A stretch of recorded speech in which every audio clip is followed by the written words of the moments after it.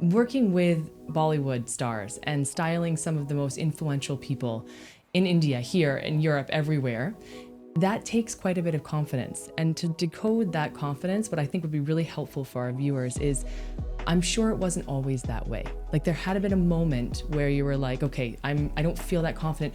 How do you decode that success? How did you find confidence in those moments? To be honest, it looks that way. I still am nervous before every job that I do. And my team of, say, about last 15 years still ask me, there are some people who still work with me and they're like, why are you so nervous? You've got this. Yeah. I'm like, no, this is a nice nervousness. Yeah. I like that. I want to be nervous about that. Hey, have I got it all right? Have I got enough backups? What if this goes wrong? So somewhere I like that. So it seems that I've got it all together, but none of us have. It's just how you deal with it. You have to be cool-headed about it. You have to think this through. What if this doesn't work? What if something doesn't fall, in place? What if one missing element? So backups, and more backups. I mean, that's how I go with it. That, you're going with an experimental version. Everything is done. You've done fittings, blah, blah, blah. Welcome to Success Decoded. I'm your host, Taylor Elizabeth, an emotional intelligence and self-development coach passionate about helping individuals uncover their true potential, build their confidence, and create meaningful success. This podcast is not just about achievements, titles, or material success. It's about exploring the deeper, often overlooked factors that contribute to extraordinary accomplishments. In each episode, I sit down with inspiring individuals from a variety of backgrounds to uncover their choices, habits, and mindsets that have shaped their journeys. Together, we explore the story behind the success, diving into resilience, emotional growth, curiosity, and other essential elements that often go unnoticed, but are crucial to living a truly fulfilled and impactful life. Get ready to decode the real keys to success, and let's embark on this enlightening conversation together.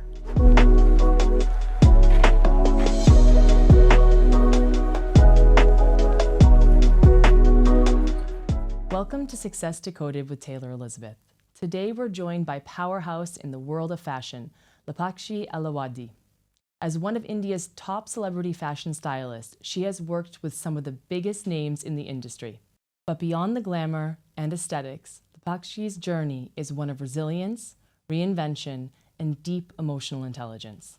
In today's episode, we'll decode her mindset, how she navigates a high-pressured industry, stays grounded amidst the chaos, and constantly evolves in a world where trends change overnight. We'll dive into resilience, self-discipline, motivation, and success, not just in fashion, but in life. If you've ever wondered what it takes to succeed in a fast-paced, high-stakes industry, or how to build a career rooted in both creativity and strategy, this episode is for you. So thank you so much for being here today. And today we'll be talking about getting behind what success means. So we're decoding success. So not just, I did this and this and this, but this is what I struggled with. This is what I achieved. And I know you have a lot of stories for us. We will be leaving clients' names out for this today, but we have a lot of stories. So let's not wait any longer. I always ask all people that come onto the podcast one question. What is an elegant virtue or a virtue that you hold really strong? I think I read this quote about 10 years ago and it stayed with me. Always be kinder than you really feel. Amazing. And, as a stylist, we go through like a really, really, it's a job where there's constant pressure. And then in that moment when I'm just, I just step back and for that minute, I think just be kinder than you're feeling. And then I hope everybody kind of feels that way. And then it will be a better place for all of us to be. So that would be my... That's amazing. So you're talking a lot about just there's a lot of self-awareness there, right? Especially in moments of stress, which in your profession, there's also a lot of personalities, I would imagine. There's a lot of deadlines. There's a lot of changing deadlines that I can imagine as well. Absolutely. And when you're working with an aesthetic, especially an aesthetic on a live subject, a human being, when you're wearing something, there's always a wardrobe malfunction, or at least one or two in there goes. So there's always something, right? Yeah. So the fact that you can have that consciousness to take a step back, That's huge. And that is definitely decoding success, because that's a huge element of success. One thing I love so much, and why I'm so excited that you're here, is from what I know of you through other people, from what I know of you from online, and also what I know of you from your Instagram page, and the way that you present yourself, is you're a very strong, successful woman, which is wonderful, who has a very strong opinion and a strong mindset. And that is inspirational for me. So that's wonderful to hear. So I love it, because I know I'm going to get an interview that's not filtered. And that's what we want. We want that non-filtered Success Decoded. So again, welcome very much. I love to use self-reflection, which is what you're talking about a lot when you say be kind to people, because you have to be like, okay, I'm reflecting upon where I am right now. Even though I want to strangle someone, I'm going to be really kind. And this is not a defining moment. Step back. Yeah. Just be a little kinder than you're feeling right now to other people and to yourself. Yeah, exactly. This will pass. Exactly, this will pass. And I think this is a great way to actually build your confidence too, because I can get through this, I can get through anything, and I'm going to do it on my terms, meaning to my own values and to how I want to present myself, which is a very big part of styling, right? Styling is the external presentation of internal self. Talk to us a little bit about that. I don't even think it's as external as it looks.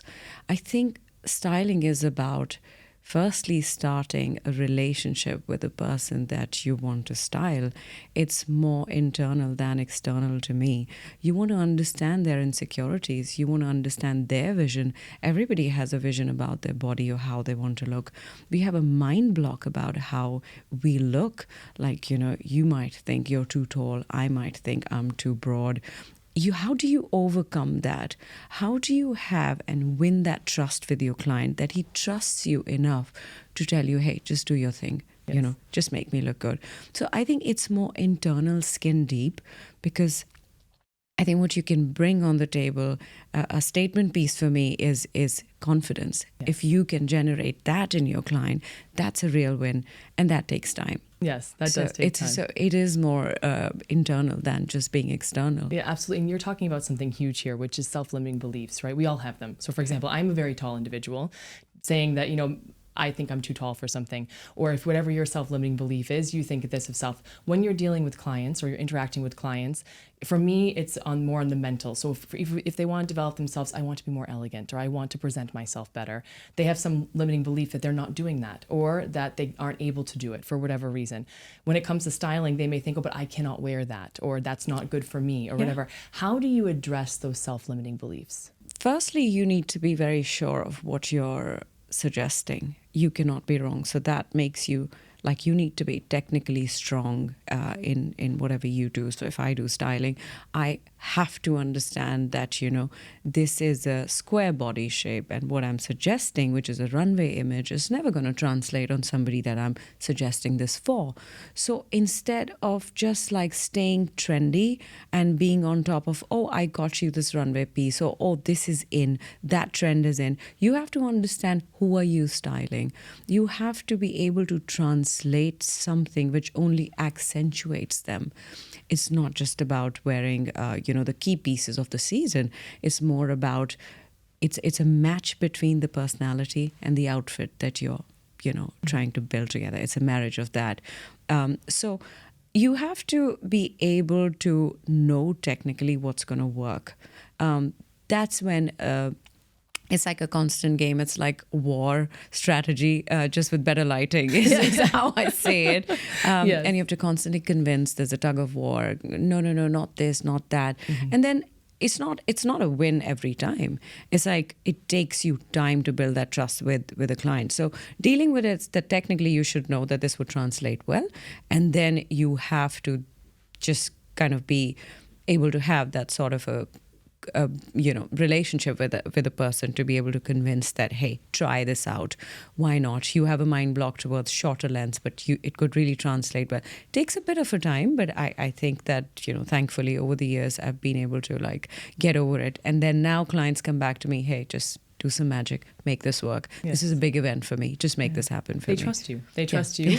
But see, this is talking about confidence. So you've worked with some of the biggest names in the industry, which is amazing. I'm talking industry, I'm talking about Bollywood. Have you also worked with Hollywood or? No, the only big names I would say from the West would be Kendall Jenner. Okay, amazing. So yes, okay. Oh, So she's absolutely. outstanding. She's outstanding. Okay, Well, fantastic. it does come from confidence, right? Yeah. That she knows that she's a model. It's also a very open society which accepts, like even if you falter, it just still is open to consumption of whatever you are kind of doing with yourself. It's more open to experimentation, but sometimes in different societies it becomes very limiting. So I wear a deep neck, and then I see a side boob, it becomes a big blunder, and then the actress is constantly chased, and then there are different memes of that. Yes. It's horrifying sometimes. That's why people also have a limiting belief that no, I cannot go wrong with this. Yes. So they're more scared to experiment. So it also becomes a bit societal sometimes. But Kendall This is Jenner's- great. The topic of fear, because fear is it's our biggest enemy, and it can be our biggest strength if we can transition it well. And we'll definitely talk about that in a moment. But I want to really lean into one of your huge successes, which is your confidence, because you are a very confident woman, which is fantastic. Working with Bollywood stars and styling some of the most influential people in India, here, in Europe, everywhere, that takes quite a bit of confidence. And to decode that confidence, what I think would be really helpful for our viewers is, I'm sure it wasn't always that way. Like there had been a moment where you were like, okay, I don't feel that confident. How do you decode that success? How did you find confidence in those moments? To be honest, it looks that way. I still am nervous before every job that I do. And my team of, say, about last 15 years still ask me. There are some people who still work with me and they're like, why are you so nervous? You've got this. Yeah. I'm like, no, this is a nice nervousness. Yeah. I like that. I want to be nervous about that. Hey, have I got it all right? Have I got enough backups? What if this goes wrong? So somewhere I like that. So it seems that I've got it all together, but none of us have. It's just how you deal with it. You have to be cool-headed about it. You have to think this through. What if this doesn't work? What if something doesn't fall, in place? What if one missing element? So backups, and more backups. I mean, that's how I go with it. That, you're going with an experimental version. Everything is done. You've done fittings, blah, blah, blah. It has happened that the artist, the client has worn it. She's gotten ready, hair, makeup, everything done. She's landed at the event and she realized that maybe she's not appropriately dressed for this event. She's come back. We've gotten her changed into a safer option. Yes. It's a deadline-based event, but then she's made it. Yeah. So it's good to be safe Yes. than to be inappropriately dressed. Right. And so I feel like you seem like you've got it all together. But no, a little bit of nervousness is good. And then you have to constantly think, what if this doesn't work out? You have to go out there to just make sure you've got enough backups and you've got everything covered. Right. So yeah, with enough prep. Yeah, amazing. So you're talking a lot about being prepared. First of all, prepared, and then prepared again, because you never know what's especially in this industry, because in this industry, again, live subject, movement, a lot of movement, and again, question of time and place. So time and place is the level of appropriateness. Absolutely. Even though we can try our best efforts to gauge that, sometimes it doesn't work out. Or even though it may be time and place appropriate, those limiting beliefs that you were talking about, your client could just show up and be like, you know what, actually, I'm not feeling it. Yeah, I'm not feeling it. And so you try again, right? Yeah. So you have to have confidence that, okay, well, I have plan B and I have plan C and we'll figure it out, right? Absolutely. Yeah, Absolutely. Yeah. Very, very good. No, and I think also what you're talking about when it comes to this as well is that if you didn't have the confidence in the beginning, after you've been so successful in doing it so many times, or after you have a moment of when you catch your breath, after the actress comes back and you put her out again, you catch your breath and you're like, okay, you know what? Nope, I did it. Well. I actually did. That went well. Exactly. Yeah. So do you celebrate those moments of success? I think this is a huge part of Success Decoded. Do you take moments to celebrate them? Actually, it's funny. There's a huge army of people who's working on one event, one film, blah, blah, blah. And then we always think, oh my God, when this is over, we're going to all go out and we're never going to be here again. But no, that never happens. Yeah, right. Because then one thing gets over and then you get on to the next one. Yeah, exactly. Do you take moments yourself though? Like, or do you have any, we were just having discussions with other people about guests we've had on about things that they do to celebrate or to acknowledge or come to moments of awareness of, oh, I just did that. That's great. Do you have those moments? Do you journal? Do you meditate? Do you have a glass of wine maybe at the end of the day? I mean, everybody has their own thing, right? This is a self-love thing. This is what it is. I think from many glasses of wine, this has moved to a little more on the spiritual side. Yes. I think I would say last 3-4 years. I think I have also started to give a pat on my back when I have done something. I want to thank myself, which I never did. I didn't understand the concept of thanking yourself. I'm like, oh, you're born to do this. You're just, born to fix this. This is your job. But no, if you've done something well, or even if you haven't done something well, I just step back and I appreciate myself. I appreciate my team. Earlier we would think that, in the beginning of my career, I would think, because that's how we were kind of groomed, that, oh, don't praise too much. You'll become too confident, or they'll think they've done too well. They'll become complacent. That's not true. Absolutely not. Even your junior most assistant is seeking for your acknowledgement. And you have to acknowledge, like from yourself, starting from yourself. You did well.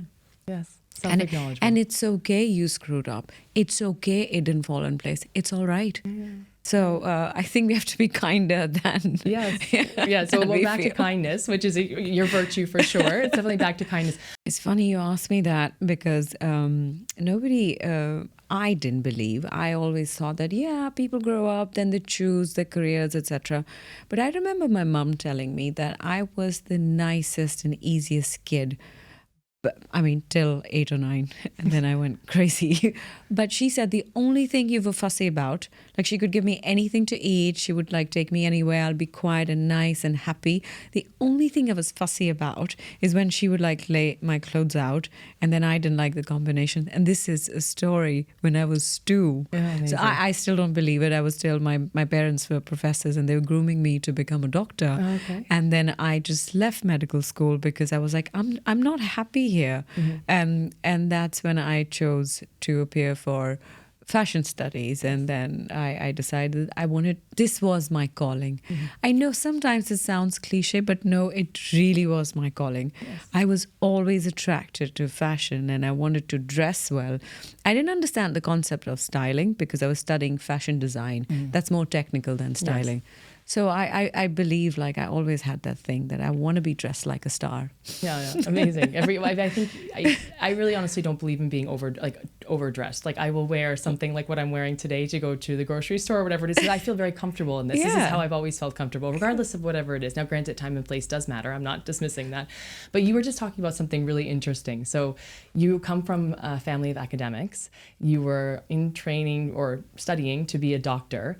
There had been a moment where, talk to us about that moment when you decided to go on a very different path. And you were in India at the time, yes? Yeah. Okay, so this, for those people that are watching that are not in India, that is a huge step. That is a huge realization, and that took a lot of courage. So I would love to hear, and this, you would really, I know you're going to empower a lot of people by this, so please tell us about that. So I would say 20 years ago, back in India, there weren't many choices that you or an academic family would think of. Fashion definitely wasn't one. Right. Like my mom, who was a double PhD, she was like, a fashion? Like, what is that? Like, people study that? I say, yeah. There are universities all over the world where you go to undergraduate in fashion. And so they were so unaware of like what this is.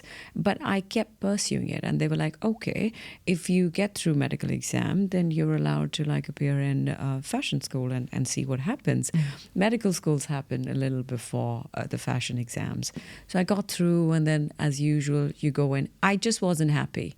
I kept voicing it. You don't have to be a rebel. You just have to keep voicing it out. You have to keep talking to yourself. But when you're younger, you don't also realize it. But there's definitely now so many choices. People are so self-aware and open about things that you got to somewhere know where your passion lies. You have to be aware. Yes. Don't follow the trend.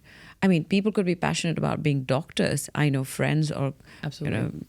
mates who are doctors now and very passionate about it. It's not just about fashion or offbeat career choices. Right, of course. So I thank my parents for even like letting me experiment and be here where I am. Yeah. Well, that's usually whenever we have these kind of discussions, it usually comes to that point. There's some mentor, there's some support there. No. When you have a choice, no, there was no support and mentor. No. But at least you did have the opportunity to try something, right? Yeah. Which is great. It's that opportunity to try, and also you knew yourself, which is good. Self-awareness, like you said, is huge. So that's really important as well. So style is a very personal thing. I consider it a very personal thing. How do you develop your own sense of aesthetic and confidence as a stylist? I mean, it started when you were 2, but have you cultivated it? Is this something you think has organically developed over time? I would say I've always had a sense of style which hasn't changed much over the years. I always like chic and understated. Yes. Like even if I have to go to a beach party, I would probably be dressed a little more chic than the rest of the crowd. Yeah. Somewhere bohemian, and the other sort of grungy or streetwear has never been my style. Mm-hmm. So whatever I do, I always do my own take on things, which is a little more understated, chic, solid colors, whites and blacks. Yes. It hasn't changed much. It's surprising. Sometimes I do want to dress trendy, but I just come back to the more me sort of style. So of course, you look at brands now, and you look at there are other things which influence your choices, your travel, etc. But I think there is an underlying sense of style that you always carry, no matter whether you're buying an expensive jacket or whether you're picking it from the rags. There's always a sense of style. You cultivate that, mm-hmm. and then I think I've kind of stayed true to who I've always been. Yes. And how would you, just as a styling tip for everybody out there, how would you, since you are very elegant, very chic, which I appreciate as well, very, like you said, solid colors and more understated and more on the elevated side of things, how would you weave in trends or in patterns, for example? How do you weave that into your own personal style? So I think I'm mostly like, I go into accessories. Yeah. I do a quirky handbag. I would do a printed shirt, but then I'll throw a solid jacket over on top. Yeah. So just like a sneak peek into, maybe your jacket lining is printed or something. Yeah. So I like to do quirky stuff, but it is more, I would never see myself top to bottom in a printed cord set or something of that sort. Yeah, Poochie is not going to be. We're going to rock that anytime soon. Okay, so that's what we're not going to do. So yeah, I think it's more subtle, right? Yeah. So which is nice. I mean, And I don't think that was the right way to be. What I believed is my opinion. And it cannot be, just because I'm in a position to voice it, and it could be rude, it could be a bit brash, is not the correct way to be. I would always look back and think that I'm being honest. But no, nobody has given you the right to be rude to somebody just because this is your opinion. I think I changed that over the years. Yes. I changed that not to mince my words. I'm able to communicate what I want to say and express that, hey, that printed jacket is not doing anything to you. Mm-hmm. Instead of saying, oh my God, you look like trash. Yeah, right. So just because I have a little tongue-in-cheek sort of an approach, and I can be funny, sarcastic, or whatever. People know me for that. Yes. That doesn't mean that you will end up hurting people. Right. Of course. So you're very aware. I've changed that. Yeah, I've changed which that. is great. That's a wonderful growth. So this is what we talk about when I'm coaching people, especially in communications. We talk about being aggressive communicator or an assertive communicator. So you're still very assertive, but your intention is to be constructive to somebody else. Absolutely. So you're wise and aware of how you're going to be saying that, because you can say two things that mean the same things, but they sound and they're actually received very differently. Absolutely. Depending on how you say it, right? Yeah. And I'm sure, especially maybe you can talk, maybe we'll fit in one of these Hollywood stories or Bollywood stories right now, okay? So has there been a time where you really wanted a client, and we're not going to say names here, but wanted a client to wear something because it was the best for them, and it was the right fit, everything was perfect for it, but they were like adamantly against doing it, and so you had to really convince them, and you had to be very aware of your words too, because when we are dealing with people that are very famous, either you could be dealing with ego, although I'd like to give them the benefit of the doubt. You could be dealing, but also it's lack of time, right? Yeah, and schedules being really hectic. They're probably really tired. I mean, there's a lot of things going on. So you're maybe not dealing with the most receptive individual. Absolutely. What have you done? Or you tell us a story, maybe. Okay, a lot of manipulations behind the scenes. Yeah. So yes, you're right. I think in Bollywood, fortunately or unfortunately, everything is instant. It's in the now. Can you give me this? So you lack the depth of real work here.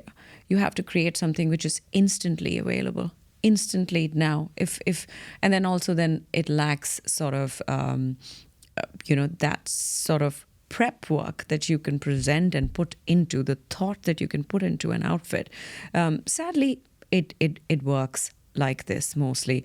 But what we do is, on the positive side, you have to stay ahead of your game. You have to have like outstanding prep with no room for confusion. So even if somebody says, hey, I don't think this works, you have to be assertive in your own way. Luckily, if you've worked with that actor before, it helps. It really helps.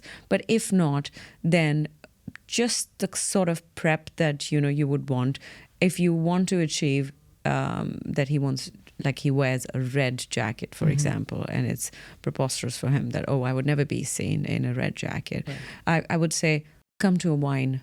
Okay, go to slightly darker shades. I'm just giving you an example that stay close to that vision, and then they come around. They come around. They can see it, because when you're able to visually show the transition, so that only means that you can think 5 steps ahead and show them that, hey, visually step back and see this is how it's going to translate on camera. So trust me, it is going to translate. So even if you don't get it in the first shot, you have many with them, because they come back. They also realize they walked on the red carpet. Hey, I wore red on the red carpet. Looks awful. I shouldn't have insisted. Could be sometimes ego that they don't accept it, but they come back. Yeah, that's amazing. So this is one of we're decoding success here a little bit as well, is again, having a lot of awareness, having a plan, always mention plan, but I think also being flexible. So what I'm hearing is like being flexible is that you want to stay true to what you believe in, and you want to make sure that you're assertive in what you're communicating, but that there is this element of flexibility. I think that's a huge element of success, is that we need to remain flexible in any industry that we're in, but especially ones when we're interacting with the human component, because flexibility is necessary. Otherwise, we become too rigid within ourselves, and then also it doesn't work with the client either, right? That way. In this industry, there's a lot of criticism. Okay, I mean, there's a lot of criticism for your client. There's a lot of criticism, I'd imagine, also on the stylist. It's a very judgmental industry. Absolutely. Because, I mean, unforgiving. Unforgiving, yeah. And human beings, we have a tendency, because the way our brains are wired, to be critical first, always, right? How do you handle rejection or criticism? How do you handle it? Do you have a secret recipe for managing it? Has it evolved over time? A glass of wine. Yeah. Solves everything. Yes. I do take criticism well now, I would say, after a long time. I would just brush off all the criticism just in the beginning of my career. I was just too proud to even believe that, I had gone wrong somewhere. Not anymore. I think you go wrong, and you have to collect yourself and just tell yourself, do better next time, be aware. And I think the chances of doing a faux pas are lesser now, because you have the experience, you know what lighting would not work, where is she going, or where is he going to be, is she sitting, is she standing? So you're more experienced, and the chances are less, but I think my bandwidth to accept criticism is way more than it is. So is way more than it was. So I do take criticism well, or take it in my stride, and I learn from it. I have to learn from it. I am not Mr. Know-it-all, and I would never be. So every criticism teaches you something that you don't always have to question yourself that, did you do it wrong? But there's some sort of positive which I take from it, that, next time, maybe let me try and do this differently. So I definitely take it in my stride, and criticism is important. It lets you stay ahead of your game. It lets you, be cautious of, hey, what all could go wrong? Hey, did I not think about this? All of that. So I think criticism is very helpful. And this is a huge thing also for our viewers, and I would say as an emotional intelligence and mindset coach, and especially confidence coach, when I'm doing confidence coaching, is It's when you don't succeed at something or it doesn't go the way you want it to. If you're getting criticism about something, initially you were rejecting it, which means you're not even allowing a learning opportunity from it. It's not a growth mindset, right? But now you have this wonderful growth mindset because something happens, you allow it in your space, you will look at it like, I'm learning, what can I learn from this? Even if it's something that didn't go the way you wanted at all, it probably still feels uncomfortable, but instead of rejecting that, instead of denying it, you say, okay, you know what? I'm going to sit with it and I'm going to learn from it and I'm going to be better. And then what's really important, what you said, is that it happens a lot less often now because you've learned to grow through it. Absolutely. If you don't grow through it, you'll keep on falling in the same hole, right? Absolutely. If you don't learn the holes there, you're going to keep on falling in it. Absolutely. So that's great to have that mindset, positive growth mindset. Fantastic. So many people struggle with finding their personal style. Okay, what advice do you have for someone trying to discover a style or a look that truly reflects them without them feeling like they're putting on a mask or a costume? So I work with a lot of personal clients who call me, to just advise on what should their personal style be. And the first thing I say to them is that the personal style is already in you. Who you are is somebody inbuilt. Nobody can, bring that. The only thing we could do is we could refine it a little bit. We could give you clothes which sit better on you, might just accentuate, your features, your body, etc. So my advice to people is that they already know what their personal sense of style is. They don't have to ape anybody. They know who they are. They know where they feel comfortable in. And having said that, there's always, I think you can always learn more. You can look around, you can travel, and you can find that personal sense of style. Mm-hmm. But I always tell people that stay true to who you are. Dress who you are instead of aping anybody or aping a celebrity or anything of that sort. And then I help them find that with them. So I think that's my job, and I take huge pride in that I help them just get there. And then after that, they're on their own, so that they don't need a stylist like me all their life, right? Once they find who they are, then I can tell them that, hey, these are the brands that you could go for. These are the sizes which fit you or complement you. Yes. You wear a UK 6, but try a UK 8. It would sit comfortably on you. Right. So that's what I do. And I'll give you an example here. When the Ambani wedding was going on, there was a lot of VVIP guests that I was styling. And there's one thing I would always remember, and it will stay with me, is styling Carrie Johnson. When I was styling her, imagine that she had no idea about, she had a basic idea about, what Indian clothes would look like, etc., what she wanted to dress like. And out of the 3 functions that she was attending, she said, I'll just wear one Indian outfit. And I can understand when you don't know, you don't want to look like something that you're not, right? It doesn't gel well with your personality. And she's so lovely that she said, I leave it to you. These are my choices, but I leave it to you as a stylist. It just gave me so much of confidence for somebody that I had not met and was overseas, and we were only discussing in model pictures. It just gave me such confidence as a stylist to bring in things that I thought would work with her. Mm-hmm. And then we dressed her up, and Mr. Johnson wasn't wearing an Indian outfit because he thought that he wouldn't look nice in it. And we got her ready. She really looked like an angel. And then he looked at her and he was like, oh, could you get me an Indian outfit, please? Wow, okay. So when clients trust you, I think magic happens. Yes. I would never forget that incident, because it really, it translated so well, as I say, because she trusted me as a stylist.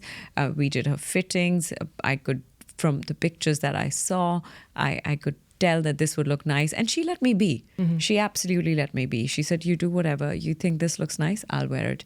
And then she, everybody was all praised for her. She looked so beautiful that I was very happy with the results. Oh, that's amazing. Well, that's amazing. You also trusted yourself and what you're doing, and also that she probably felt that. You did talk a little bit about spirituality before, that you've shifted more into that, although maybe still a glass of wine here or there, but still the spirituality. It can go together. They can go together. Absolutely. Yeah, no, it's not mutually exclusive, by the way. It's definitely not mutually exclusive.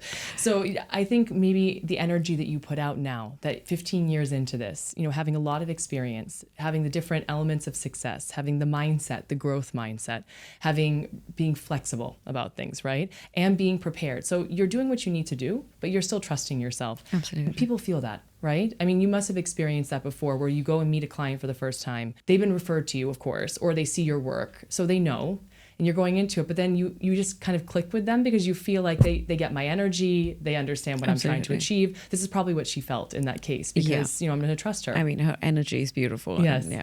Yes. Oh, that's amazing. Wonderful. Okay. So, on a personal note, having come as far as you have, I'm sure with a personality like yours, you're not done growing by any means, which I absolutely adore your personality, by the way. So at least what I'm seeing, we don't know each other well, but when I see you on social media, I love it. This is actually, so as everybody knows, I do like social media for the purpose that it can serve constructively for people. Yeah. And I'm going to leave it at that on that part of it. But what I love about yours is that it's such a wonderful lookbook for everything that you've done and all you've achieved and your great talent in what you do. But then you also add very much your personality, your style. And actually, I'm going to get a little off topic with this question, because this is one question I would like to ask you as a woman. So woman to woman, and as two strong women, how do you, and one thing I talk about a lot with my clients, and what I believe in very strongly as my woman clients, my female clients, is this concept of strength and femininity, right? So we are strong in our natural skills as women, right?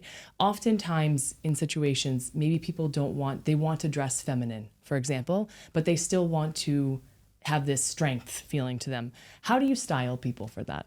Having strength and at the same time showing your femininity? Or do you not see a difference between the two? I don't see a difference. Amazing. I don't see it. I mean, I'm a woman, and I absolutely live up to, and very proudly, wear my curves, to wear my dresses, to wear my suits. I don't see a difference between the two. I absolutely believe, like, anatomically, like, we have beautiful bodies. Yes. We should dress to our body. There is no world where, don't dress like that, or dress like a woman, or sit like a woman kind of is. Mm-hmm. I don't believe that at all. I just think I'm a woman. There are no guidelines to it. I have a certain body, and I would love to dress to it. So both are synonymous to me. If you say amazing, dressing power, dressing feminine, it's all the same to me. Exactly. Yeah. I agree 100%. 100%. But I think one thing important there is the time and place concept. So it's not that you're defining yourself by your femininity or not, because you are that, right? It's your true self. It's about the time and place. So you know, for example, when you're going to be, either way it's feminine, and either way, it's your body, but you know at what point you're going to wear this or not wear that. So it's actually not even a question of being feminine or not. It's a question of time and place and planning, right? It's always planning when it comes to this. Okay. So we're going to go back to this question.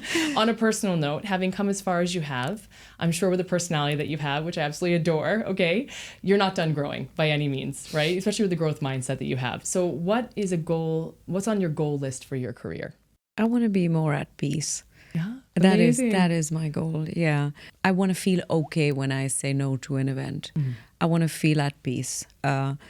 It happens in an industry like us that you feel like, because it's so erratic, the work that you do and the inflow of work as a freelancer, you always feel, oh no, let me do 2 more jobs, let me do 3 more jobs, let me do 1 more film while you're burning out. Mm-hmm. I am getting there. I don't want to say I'm there yet, but I'm getting there where I'm absolutely comfortable saying no. I don't want to do a film. I'm absolutely burnt out. I'm not in the right frame of mind to do this film. And yeah, I want to get there without feeling guilty. Yeah, I want to say no. I want to have a child this year. I don't want to be working. Fantastic. So let me ask you how you got to saying no. Because this is a really hard one, yeah. And I have to say, like, my heart was totally with you, because I've been recently in the same situation where it's like, no, I have to say no. I have to stop. I have to take a step back. It's for my own well-being, my own health, my own inner peace. How do you say no? How do you get there? Inspire us all. Oh my God. So it's difficult, but it's not difficult when you understand the concept of no. So to me, no is not impolite anymore. No is setting boundaries. No is not, turning you down. No is protecting myself. That, hey, I am not in the right frame of mind to be able to give my best. Mm-hmm. So no, I would not do it. Do you want to come to this party, or just come to this party because people assume that, oh, you're a part of? No, I would rather sit at home and watch TV because that's good for me. Mm-hmm. So you don't get to decide what's good for me. And that is what my no stands for. So it's not turning you down, it's just protecting and setting my boundaries. That's how I've gotten comfortable about saying no. And that is so powerful. That is really powerful to learn when you say no, as in because you're choosing self first, which is important because that's where everything comes from. Yes. It comes from self. So we have to do that. You don't want to burn out also. Okay, so we're going to get to the fun part now, which is I ask you some questions. I always ask all my guests some rapid fire questions. They're light, I promise. Okay. So one styling rule you always follow. Stay true to yourself. One fashion trend you wish never existed. Oh my God. Boot cuts for men. Boot cuts for men. Oh, cringe. A celebrity whose style you admire. Deepika Padukone. Amazing. Okay. If you weren't a fashion stylist, what would you be doing? Oh, Jesus Christ. Nothing else. I'd be just, no, I would. That's it. Good. You think is, that's it. Okay. Your guilty pleasure fashion item. Oh, handbags and shoes. Yeah, handbags and shoes, mine too. Okay, one book that changed your perspective on creativity or success. It was not on creativity, but it was more about finding yourself. It was Coming Back Home to Yourself by John Bradshaw. I hope I'm saying the book name right. Okay. Or I could Google it, but yeah, okay. that told me. Coming home to yourself. Yeah. Okay. A fashion icon you'd love to style. Kendall Jenner again. Okay, let's manifest it. We're manifesting it now. Okay, if you could give one style tip to everyone listening, what would it be? Be kinder than you feel. It would make the world a better place. Yeah. It really would. Be kind to yourself first, right?